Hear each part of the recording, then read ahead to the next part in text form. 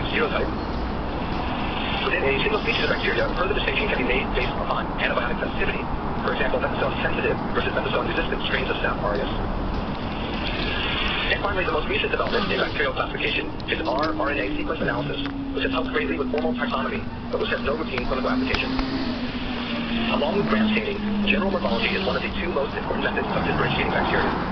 On the most basic level, there are two bacterial shapes.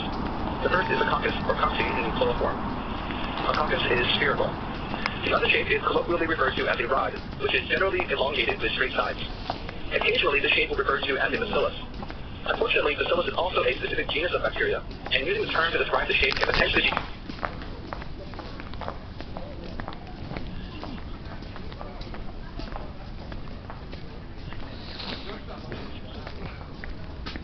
two categories. In the first, the outer boundary of the cell is defined by a thick wall of peptidoglycan, which is a polymer of sugars and amino acid. Just inside the peptidoglycan is a thin plasma membrane, which is, as most plasma membranes, is composed predominantly of a phospholipid bilayer. Bacteria, which have this structure, are referred to as gram-positive. In the other category of bacteria, the outermost layer is referred to as the outer membrane, which is made up of lipopolysaccharide and protein. Inside of this is a thin peptidoglycan layer. Finally, the innermost layer is the same plasma membrane. These bacteria are known as gram-negative. Gram staining uses these differences to create distinguishing colors after application of a sequence of stains. Let's go over the specific sequence of steps in gram stain, starting with an unstained slide of bacteria, which is a mix of unknown rods and unknown diplococci, that is cocci that occurs in pairs. The first step is to apply a dye known as crystal violet, which enters and stains all bacteria purple. Next, iodine is added. Iodine forms a complex with the crystal violet that partially traps it within a peptidoglycan layer. Then the cells are washed with ethyl alcohol, or sometimes acetone. In gram-negative cells, the alcohol or acetone destroys the outer liposaccharide membrane and washes out the crystal violet iodine complexes, so that these cells become unstained again. However, the crystal violet iodine complexes cannot be washed out of the much thicker peptidoglycan layer in gram-positive cells, so they stay purple. Finally, a counterstain, usually a compound called safranin, is added, which doesn't disrupt the gram-positive cells, which have retained crystal violet, but which do stain the gram-negative cells pink. Thus, in this example, the unknown diplococci are gram-positive, and the unknown rods are gram-negative. The combination of morphology and gram stain results in four major categories of bacteria. First are the gram-positive cocci. Some gram-positive cocci tend to form clusters of bacteria. This is predominantly seen with the genus Staphylococcus, while other gram-positive cocci form either short chains or pairs. This is seen with Streptococcus, Enterococcus, and Peptostreptococcus. Another category of bacteria are the gram-negative rods. There are two specific bacterial species here, most notably E. coli, and the genera Proteus, Klebsiella, Serratia, Enterobacter, Shigella, Salmonella, Yersinia, Pseudomonas, Stenotrophomonas, and Bacteroides. These are the two largest general categories of bacteria. However, there are also the gram-negative cocci. The two important entries here are the genera Bacteria and Moraxella. And finally, clinically relevant gram-positive rods are relatively uncommon, but include Clostridium and Actinomyces. You may have noticed that some of these bacteria are written in italics. Those are anaerobic bacteria, that is, bacteria that only thrive in the absence of oxygen. While most anaerobic bacteria can be gram-stained, during clinical discussions they are generally grouped together under the term anaerobes and are not referred to by morphology or gram-staining properties. There are a few bacteria that don't clearly conform to these four categories. This is partly because they may have shapes that are either variable or fall somewhere in between cocci and rods and are therefore known as cocobacilli. An example of a gram-positive cocobacillus is Listeria, which can cause meningitis in infants, the elderly, and the immunosuppressed. Gram-negative cocobacilli include Haemophilus, Legionella, both of which are major causes of community-acquired pneumonia, and Bordetella, one species of which causes pertussis, also known as whooping cough.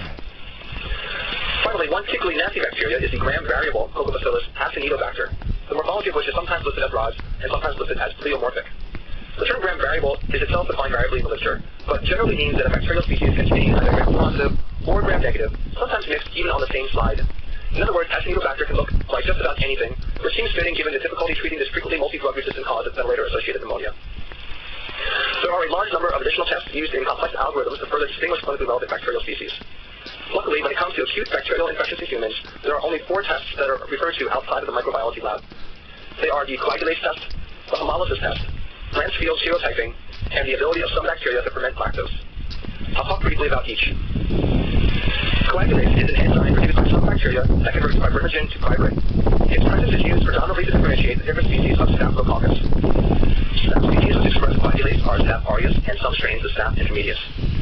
Most other Staph species do not express coagulase. This is a particularly helpful distinction since staph species that are coagulase negative are generally not pathologic and are frequently contaminants when grown in culture. This issue will be discussed a little more in the next lecture. The hemolysis test. Streptococcal species are further classified based on their ability to hemolyze red blood cells. This ability is usually tested by culturing known streptococcal bacteria on a media called blood agar, which generally contains either sheep or horse blood. The pattern of growth on blood agar can place a streptococcal species into one of three categories. Alpha hemolytic strep oxidizes the iron within the hemoglobin molecule to create net hemoglobin, which results in a green or occasionally brown discoloration surrounding the colonies on the agar. Although this is sometimes referred to as, quote, partial hemolysis, the red blood cells are in fact still intact. Species which fall into this category are Strep pneumoniae and a pseudotaxonomic category called Viridin strep. Beta hemolytic strep causes complete hemolysis, which results in a clearing of blood surrounding bacterial colonies.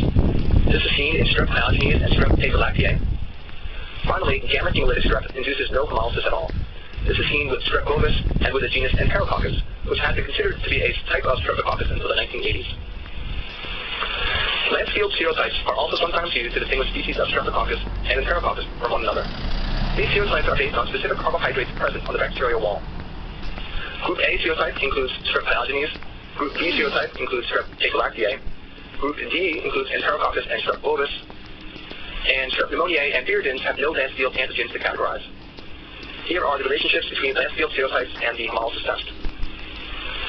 If you are wondering what happened to group C strep, not only is there a group C, but there are also groups E, F, G, and H as well. Luckily, none of the members are commonly associated with human disease, so unless you are a veterinarian, there is no need to remember them. The final important microtest I'll discuss today is lactose fermentation. The ability to ferment lactose is a major differentiating characteristic of gram-negative rods. It is usually tested by culturing the unknown bacteria on a media named MacConkey agar. This is actually a cool test, so I'll talk about it just a little bit more than the others. MacConkey agar has 6 critical components. First is the agar, which provides structural support for bacterial growth. There are bile salts and crystal violet, both of which inhibit the growth of gram-positive bacteria. Lactose is present, which can be used as food for lactose-fermenting bacteria. This results in acidic byproducts and a decrease in the pH of the agar. Peptides are present, which is used as food for the non-lactose fermenting bacteria. The ammonia that is the metabolic byproduct results in an increase in pH. Finally, there is a dye called neutral red, which changes to a red color at lower pH. Here's what is seen when bacteria are grown on the MacConkey agar plates. Lactose fermenters, also known as lactose-positive bacteria, are dyed red and are surrounded by a red halo in the agar. The major lactose-positive organisms are E. coli, Klebsiella, and Enterobacter. Lactose non-fermenters, that is lactose-negative bacteria, appear translucent. These include almost all other gram-negative rods, except for those in a final category known as the lactose-slow fermenters, which on the agar may appear red or pink.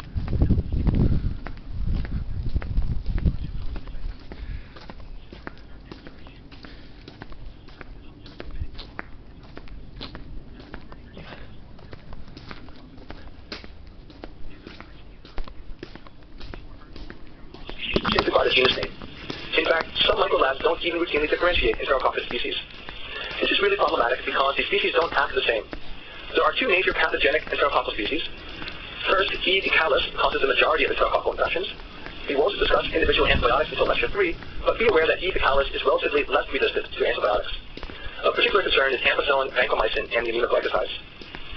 E. faecium causes a sizable minority of Enterococcal infections, particularly nosocomial ones. E. faecium is relatively more resistant to these antibiotics.